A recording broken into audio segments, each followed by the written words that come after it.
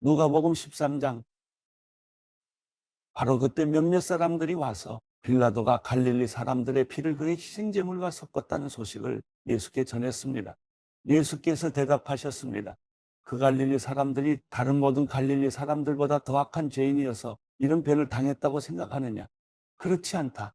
내가 너희에게 말한다. 너희도 회개하지 않으면 모두 멸망할 것이다. 또 실로암에서 탑이 무너져 죽은 18명은 어떠하냐? 다른 모든 예루살렘 사람들보다 그들이 죄를 더 많이 지었다고 생각하느냐? 그렇지 않다. 내가 너희에게 말한다. 너희도 회개하지 않으면 모두 멸망할 것이다. 예수께서 이런 비유를 말씀하셨습니다. 어떤 사람이 포도원에 무화과나무를 한 그루 심었다. 그는 열매가 열렸을까 해서 가보았지만 하나도 보이지 않았다. 그래서 그는 포도원 지기에게 말했다. 이 무화과나무에 열매가 있는지 보려고 3년 동안이나 와보았건만 하나도 없으니 나무를 베어버려라. 무엇 때문에 땅만 버리겠느냐? 그러자 그 종이 대답했다. 주인님, 한 해만 그냥 두십시오. 그러면 제가 그 둘레를 파고 거름을 주겠습니다. 혹 내년에 열매가 열릴지도 모릅니다. 그렇지 않으면 그때 베어버리십시오. 예수께서 안식일에 한 회당에서 가르치고 계셨습니다. 거기에는 18년 동안 병을 일으키는 영에게 시달리고 있는 여인이 있었습니다. 그 여인은 허리가 굽어 똑바로 설 수가 없었습니다. 예수께서 그 여인을 보고 앞으로 불러내 말씀하셨습니다. 여인아, 내가 병에서 해방됐다. 그리고 예수께서 여인에게 손을 얹으셨습니다. 그러자 여인은 허리를 쭉 펴고 일어서서 하나님께 영광을 돌렸습니다. 예수께서 안식일에 병을 고치신 것에 화가 난 회당장이 사람들에게 말했습니다. 일할 날은 엿새나 있어. 그러니 그날에 와서 병을 고치고 안식일에는 하지 마시오. 주께서 그에게 대답했습니다. 이 미선자들아, 너희가 각각 안식일에 황소나 나귀를 외양간에서 풀어내 끌고 나가 물을 먹이지 않느냐? 그렇다면 아브라함의 딸인 이 여인이 18년 동안이나 사탄에게 매여 있었으니 안식일에 이 매임에서 풀어주는 것이 당연하지 않느냐? 예수께서 이렇게 말씀하시자 그를 반대하던 사람들이 모두 부끄러워했습니다. 반면에 다른 사람들은 모두 예수께서 행하신 모든 영광스러운 일을 보고 기뻐했습니다. 예수께서 말씀하셨습니다. 하나님 나라는 무엇과 같은가? 그것을 무엇에 비교할 수 있을까? 그것은 누군가 가져다 자기 밭에 심은 겨자씨와 같다. 그 씨가 자라서 나무가 되면 공중의 새들이 날아와 그 가지에 둥지를 튼다. 예수께서 다시 말씀하셨습니다. 하나님 나라를 무엇에 비교할 수 있을까? 그것은 누룩과 같다. 어떤 여자가 가져다 가루 3, 4톤에 섞었더니 결국 온통 부풀어 올랐다. 예수께서는 예루살렘으로 가는 길에 여러 마을과 동네를 거치며 말씀을 가르치셨습니다. 어떤 사람이 예수께 물었습니다. 주여, 구원받을 사람이 적습니까? 예수께서 그들에게 말씀하셨습니다. 너희는 좁은 문으로 들어가기 위해 힘쓰라. 내가 너희에게 말한다. 많은 사람들이 그곳에 들어가려 하겠지만 들어가지 못할 것이다. 집주인이 일어나 문을 닫아버리면 너희는 밖에 서서 문을 두드리면서 주인님, 문을 열어주십시오라고 말할 것이다. 그러나 주인은 너희가 어디서 왔는지 나는 모른다라고 대답할 것이다. 그러면 너희는 저희가 주인님 앞에서 먹고 마셨고 또 주인님은 우리 동네 거리에서 가르치셨습니다라고 할 것이다. 그러나 주인은 너희가 어디서 왔는지 나는 모른다. 불의를 행하는 모든 자들아 내게서 물러가라라고 할 것이다. 아브라함과 이삭과 야곱과 모든 예언자들이 하나님 나라에 있고 너희 자신은 정작 밖으로 내쳐진 것을 볼 때 너희는 거기서 슬피 울며 이를 갈 것이다. 사람들이 동서남북 사방에서 와서 하나님 나라의 잔치 자리에 앉을 것이다. 보라, 나중에 시작했으나 먼저 될 사람이 있고 먼저 시작했으나 나중 될 사람이 있다. 그때 몇몇 바리새파 사람들이 예수께 와서 말했습니다. 여기서 떠나 다른 곳으로 가십시오. 헤롯이 당신을 죽이려 합니다. 예수께서 말씀하셨습니다. 그 여우에게 가서 말하라. 오늘과 내일은 내가 귀신을 쫓아내고 사람들을 고쳐줄 것이다. 그리고 셋째 날이 되면 내 뜻을 이루리라.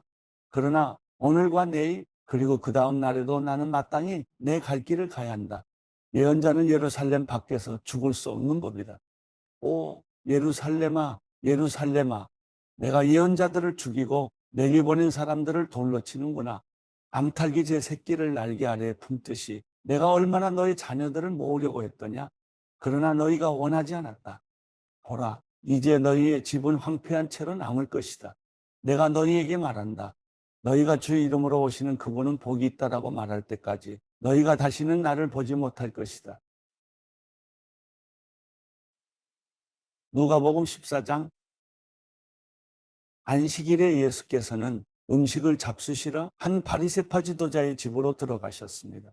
그때 사람들은 예수를 가까이에서 지켜보고 있었습니다. 예수 앞에는 수종병 환자가 있었습니다. 예수께서 바리새파 사람들과 율법학자들에게 물으셨습니다. 안식일에 병을 고치는 것이 옳으냐, 옳지 않으냐? 그러나 사람들은 입을 다물고 있었습니다. 그러자 예수께서 그 사람을 데려다가 병을 고쳐주고는 돌려보내셨습니다. 그러고 나서 예수께서 그들에게 물으셨습니다. 너희 중 누구든지 자기 아들이나 소가 우물에 빠지면 안식일이라도 당장 끌어내지 않겠느냐? 사람들은 아무 대답도 할 수 없었습니다. 예수께서 초대받은 손님들이 윗자리를 고르는 것을 보시고 초대받은 사람들에게 이런 비유를 들려주셨습니다. 결혼잔치에 초대받으면 윗자리에 앉지 마라. 혹시 너보다 더 높은 사람이 초대받았을지 모른다. 만약 그렇다면 너와 그 사람을 모두 초대한 그 주인이 다가와 이분에게 자리를 내드리십시오라고 할 것이다. 그러면 너는 부끄러워하면서 끝자리로 내려가 앉게 될 것이다. 그러므로 초대받으면 끝자리에 가서 앉아라. 그러면 주인이 와서 친구여, 이리 올라와 더 나은 자리에 앉으시오라고 할 것이다. 그렇게 되면 다른 모든 손님들 앞에서 내가 높아질 것이다. 자기를 높이는 사람은 낮아지고 자기를 낮추는 사람은 높아질 것이다. 그때 예수께서는 초대한 주인에게 말씀하셨습니다. 점심이나 저녁을 베풀 때 친구나 형제나 친척이나 부유한 이웃을 초대하지 마라. 그렇게 하면 그들이 너희를 다시 초대해 갚을 수 있기 때문이다. 오히려 잔치를 베풀 때는 가난한 사람들과 지체에 장애가 있는 사람들과 다리 저는 사람들과 보지 못하는 사람들을 초대하여라. 그리하면 내가 복받을 것이다. 그들이 내게 갚을 것이 없기 때문이다. 의인들이 부활할 때 내가 갚음을 받을 것이다. 예수와 함께 식탁에 앉은 사람들 중 하나가 이 말씀을 듣고 예수께 말했습니다. 하나님 나라에서 먹는 사람은 복이 있습니다. 예수께서 대답하셨습니다. 어떤 사람이 큰 잔치를 준비하고 손님들을 많이 초대했다. 잔치가 시작되자 그는 종을 보내 자기가 초대한 사람들에게 이제 준비가 다 됐으니 오십시오라고 했다. 그러나 그들은 한결같이 핑계를 대기 시작했다. 어떤 사람은 내가 이제 막밭을 샀는데 좀 가봐야겠습니다. 부디 양해해 주십시오라고 했고, 다른 사람은 내가 황소 5쌍을 샀는데 어떤지 가보는 길입니다. 부디 양해해 주십시오라고 했다. 또 다른 사람도 내가 결혼을 해서 갈 수가 없습니다라고 했다. 그 종이 돌아와 주인에게 그대로 전했다. 그러자 그 집 주인은 화가 나 종에게 명령했다. 당장 길거리와 골목으로 나가 가난한 사람들과 지체 장애가 있는 사람들과 보지 못하는 사람들과 걷지 못하는 사람들을 데려오너라. 종이 말했다. 주인님, 분부대로 했습니다만 아직도 자리가 남아 있습니다.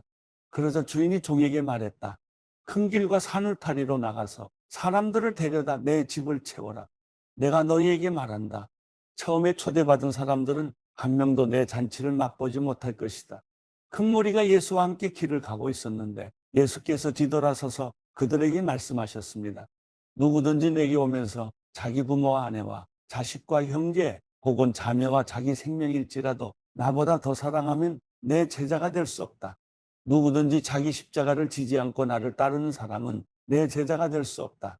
너희 중 어떤 사람이 탑을 세우려 한다고 하자. 그러면 먼저 자리에 앉아 완공할 때까지 어느 정도 비용이 드는지 계산해 보지 않겠느냐? 만약 기초만 잘 닦아놓고 일을 마칠 수 없다면 보는 사람마다 비웃으며 말할 것이다. 이 사람이 짓기를 시작만 하고 끝내지는 못했구나. 또 어떤 왕이 다른 나라 왕과 전쟁하러 나간다고 하자. 그가 먼저 자리에 앉아 1만 명의 군사로 2만 명의 군사를 이끌고 오는 왕을 대항할 수 있을지 생각해 보지 않겠느냐. 만약 승산이 없다면 그가 아직 멀리 있을 때 사신을 보내 화친을 청할 것이다. 이와 같이 너희 가운데 누구든지 자기 소유를 다 포기하지 않으면 내 제자가 될 수 없다. 소금은 좋은 것이다. 그러나 소금이 짠맛을 잃으면 무엇으로 다시 짜게 하겠느냐? 그것은 땅에도 거름에도 쓸모가 없어 밖에 내버려진다.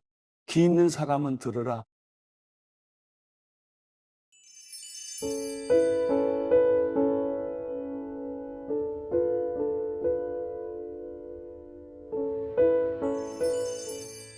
시편 140편. 여호와여, 나를 악한 사람들에게서 건져내소서. 폭력을 행하는 사람들에게서 나를 보호하소서. 그들은 마음에 악한 계획을 세우고 날마다 모여서 싸움을 일으킵니다. 그들이 자기 혀를 뱀의 혀같이 날카롭게 만들었으니 뱀의 독이 그 입술 아래 있습니다. 셀라, 여호와여, 악인들의 손에서 나를 지켜주시고 내 발을 걸어 넘어지게 하려는 폭력을 행하는 사람들에게서 나를 보호하소서. 교만한 사람들이 덫과 올가미를 숨겨놓고 내가 가는 길목에 그물을 쳐놓았으며 나를 잡으려고 함정을 파놓았습니다. 셀라, 내가 여호와께 주는 내 하나님이라고 했으니 여호와여, 내 부르짖는 소리를 들으소서. 주 하나님이여, 내 구원의 힘이여, 주께서 전쟁의 날에 내 머리를 덮어주셨습니다. 여호와여, 악인들이 바라는 대로 허락하지 마소서. 그들의 계획이 성공하지 못하게 하소서. 그들이 높아질까 두렵습니다. 셀라, 나를 둘러싼 사람들의 머리에 그들의 입술이 담은 그 음모가 덮치게 하소서. 불타는 숯불이 그들에게 떨어지게 하소서. 그들을 불 속에 깊은 구덩이 속에 던져 다시는 일어나지 못하게 하소서. 욕하는 사람들이 그 땅에 서지 못하게 하시고 폭력을 행하는 사람들에게 악이 따라가게 하소서. 여호와께서 고난당하는 사람들의 사정을 변호하시고 가난한 사람들의 권리와 이익을 보장해 주시는 것을 내가 압니다. 분명 의인들은 주의 이름에 감사를 드리고 정직한 사람들은 주 앞에서 살 것입니다.